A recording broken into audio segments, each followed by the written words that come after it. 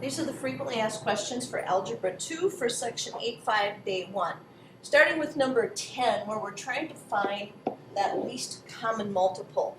And remember, what we need is for every piece to be there and to its highest power. So as I look at number 10, what I'm doing is thinking, you know what, I have to factor this. The only way I can see all the pieces that have to be there is to factor. So x squared minus 32x minus 10, I look for a common monomial factor. There isn't one. I look for perfect squares. There isn't any.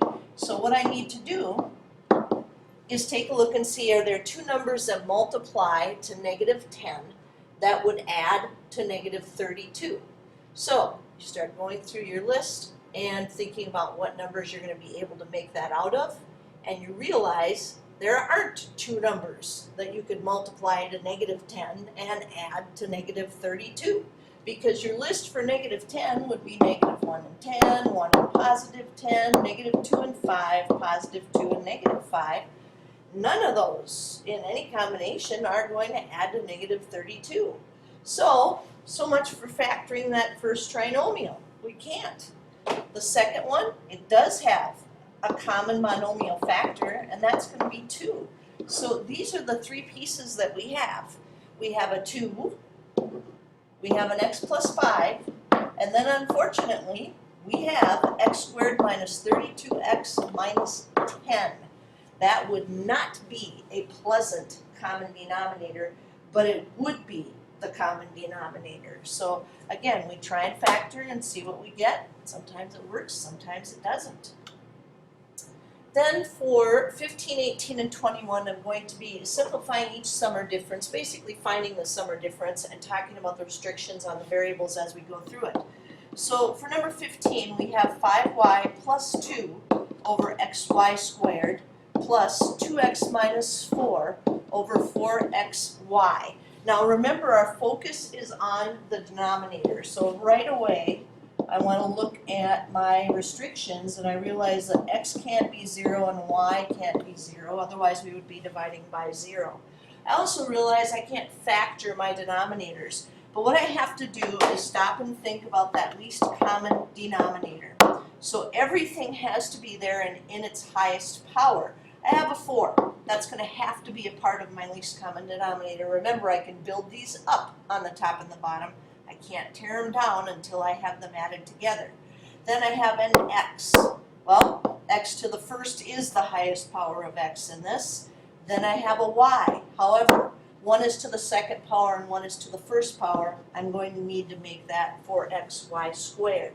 So the next step is to say, what does each denominator have and what does it need? Well, the first denominator has the x, it has the y squared, but it needs a 4. So we are going to have to multiply the top and the bottom of that fraction by 4. The second fraction has a 4, it has an x, but it only has a y, and it needs a y squared. So we're going to have to multiply by y for that fraction on the top and the bottom. So now go ahead and distribute that. 4 times 5y is 20y, plus 4 times 2 is 8, over 4xy squared, plus distribute the y on the right-hand side, 2xy minus 4y, all over 4xy squared. And this is a good place to stop and say, hey, did I do what I was supposed to do? Do I now have the same denominator, a common denominator? And that answer is yes. Are there any new restrictions in the variable? No. We've taken care of x not equaling 0 and y not equaling 0. Now we just need to put them together. So we look across the top and we realize, well, we have one thing in common here, the y's. That's it. So 20y minus 4y will give us 16y. Then we have a 2xy and we have an 8. Again, we have that common denominator of 4xy squared. Now the next thing we would want to do is say, is there anything that we can factor out of our numerator? Maybe we could cancel something with the denominator. And stop for a second and think about any new restrictions. We don't have any new restrictions. We still can't divide by 0, so x is not 0 and y is not 0. Now in my numerator, I see that I have all even numbers up there.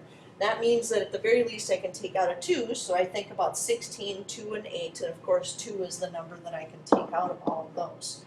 So that'll be 8y plus xy plus 4 all over 4xy squared. So now I can see that I can reduce the 2 with the 4, and that will leave me with 8y plus xy plus 4 over 2xy squared. And there it is. Now, if you look at this one and you see that we could reduce at the end, you want to take a look at the restrictions and make sure that we're still working with x not equal to 0 and y not equal to 0, and think, hey, could I have reduced this one at the beginning? And the answer is absolutely, right here. If you factor a 2 out of 2x minus 4, then you could cancel that with the 4 before you begin. But if you miss that, you're going to do exactly what I did here, which is just go through and wait until the end and then do your canceling. We'll all get the same answer. It's just a matter of, did you catch it right away or did you catch it at the end? All right, now I've got to make some space here. Each one of these takes up quite a bit of room as we figure out our restrictions and talk about those least common denominators, because we always want the smallest that we could possibly do.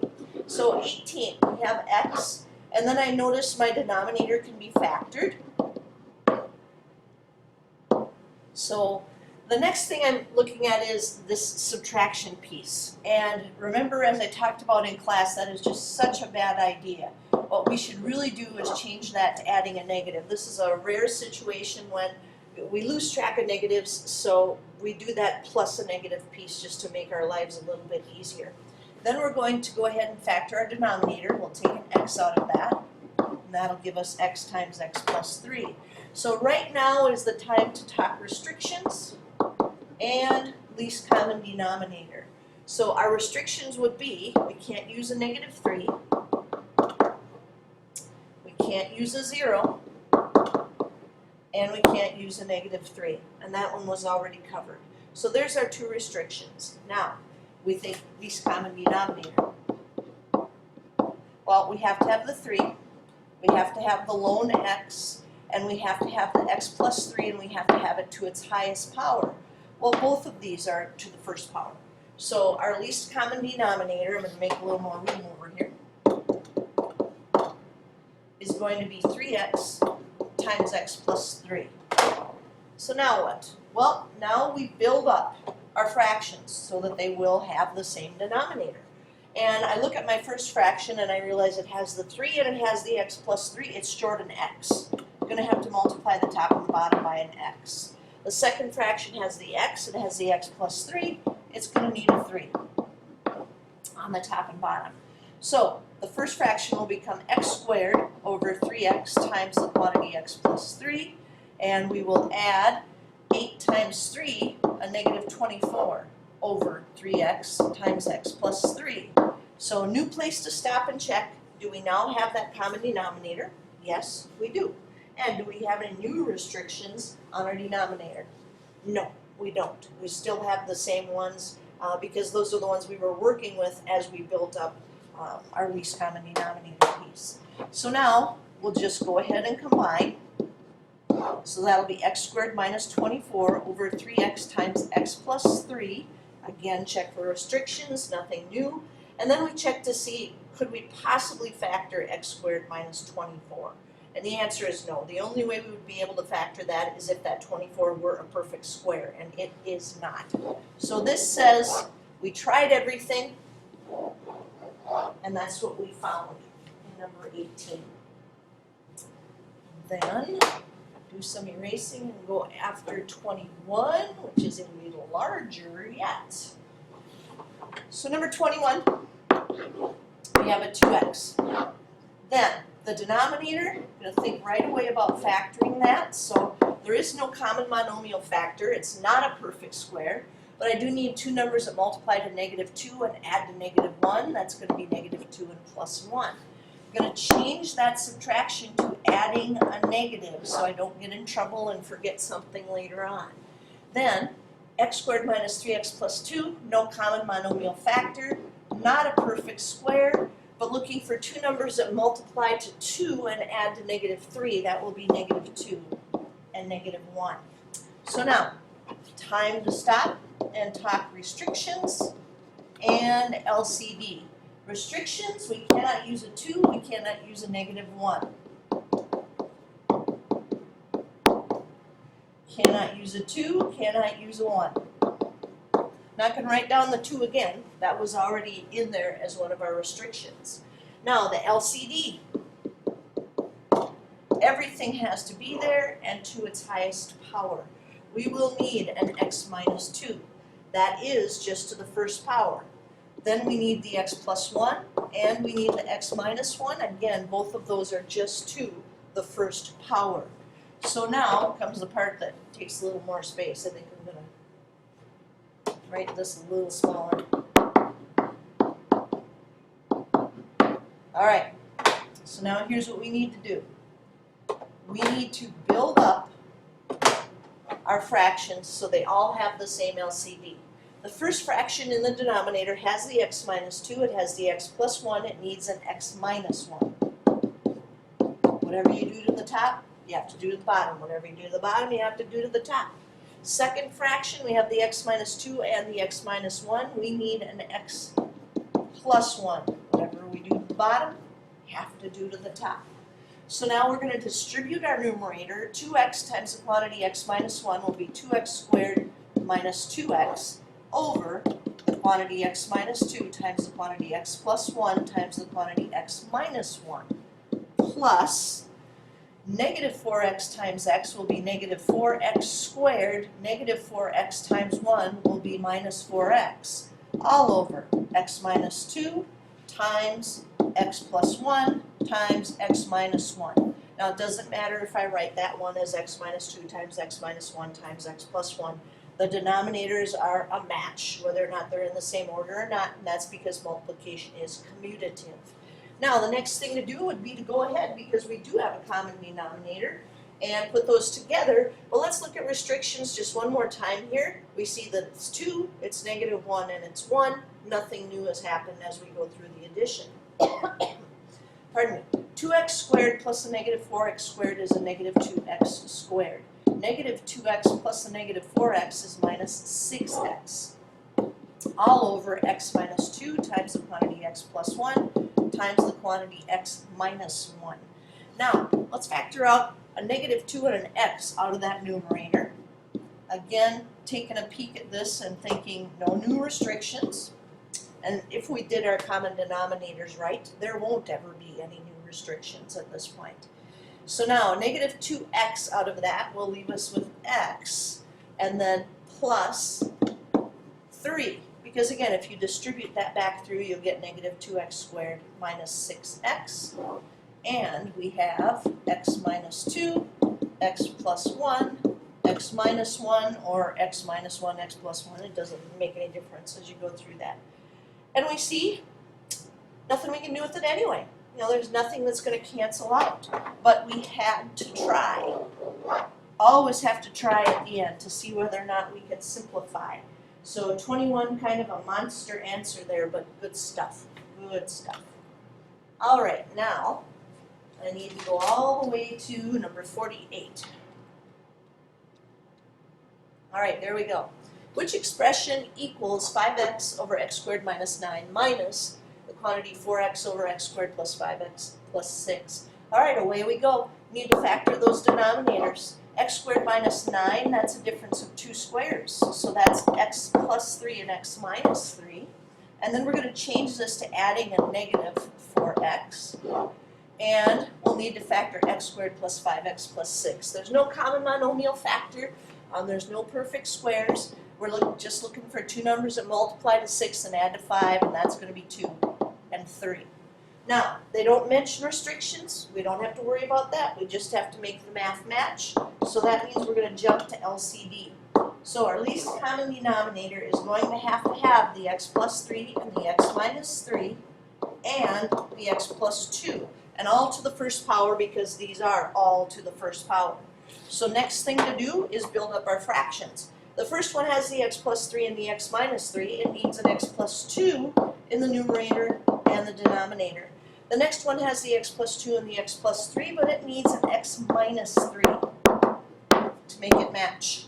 So now we're going to distribute that 5x, and that will be 5x squared plus 10x over our monster denominator of x plus 3 times x minus 3 times x plus 2 plus, distribute the negative 4x squared plus 12x all over x plus 2 times x plus 3 times x minus 3. Again, the order doesn't matter because multiplication is commutative.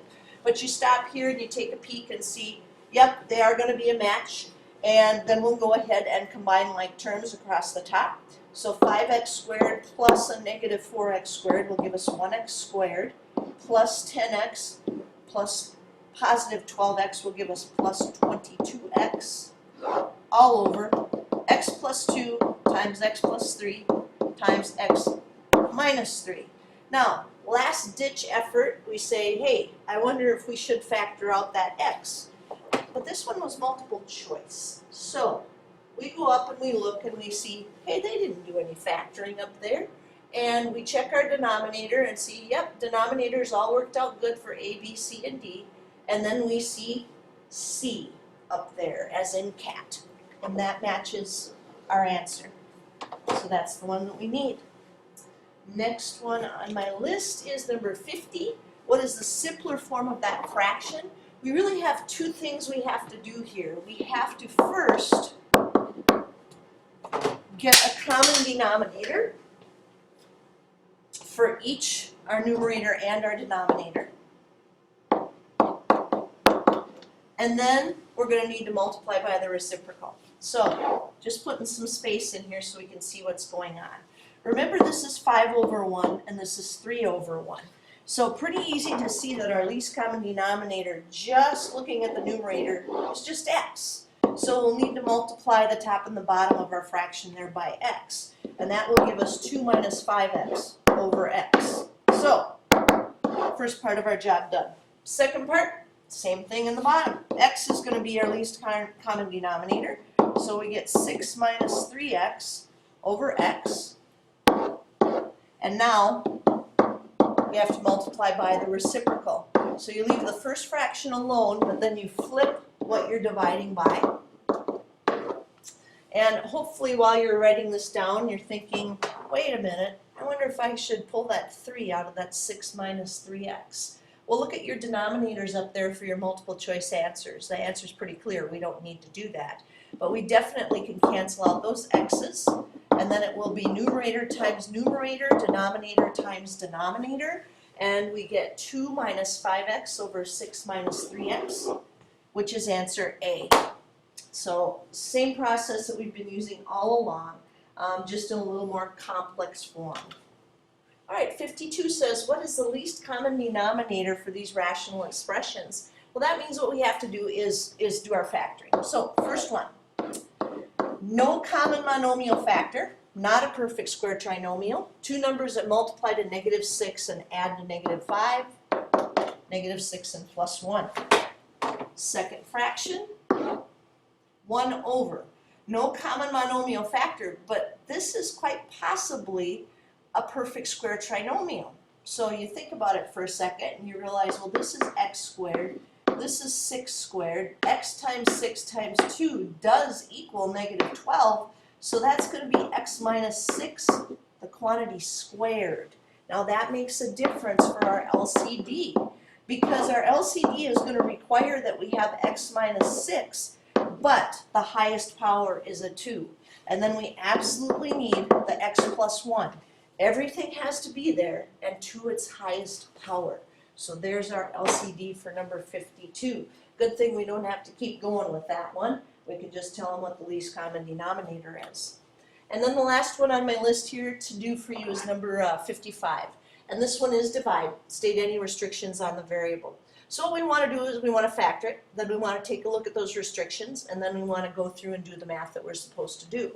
So 5x plus 15, greatest common monomial factor is a 5. And that'll leave us with x plus 3. In our denominator, there's a 10 in both of those. Factor that out and get x minus 1. We want to divide that by, we have a perfect square trinomial up there. That would be x plus 3, the quantity squared. Now you certainly could write that as x plus 3 times x plus 3 as well. It's not going to make any difference. And then down at our denominator, we're going to have 3 times the quantity x squared minus 1. And we realize, wait a minute, not done. Because that's x plus 1 times x minus 1. So we want to make sure we have all of that where we can see it so that we can talk about those restrictions. So our restrictions are going to be at 1 and negative 1. And that's again because we don't want to divide by 0. And this one we've already taken care of. So 1 and negative 1 are the two numbers that would have us dividing by 0. Now, next thing to do is flip that second fraction because we do not divide fractions. We multiply by the reciprocal.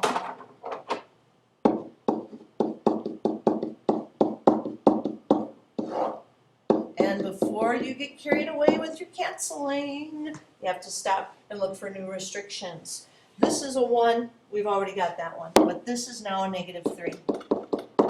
So that's the new piece of the restriction that comes in when we have to flip because we're dividing. We have to take that reciprocal. All right, now let's cancel like crazy. The 5 and the 10. And then we have an x minus 1 that's going to drop out. And we can take one of those x plus 3's out of here. So what are we left with in the numerator? 3 times the quantity x plus 1. What are we left with in the denominator? 2 times the quantity x plus 3. And again, no new restrictions because we've already covered the negative 3 as part of the problem when we went through number 55. All right, that should do it for this video.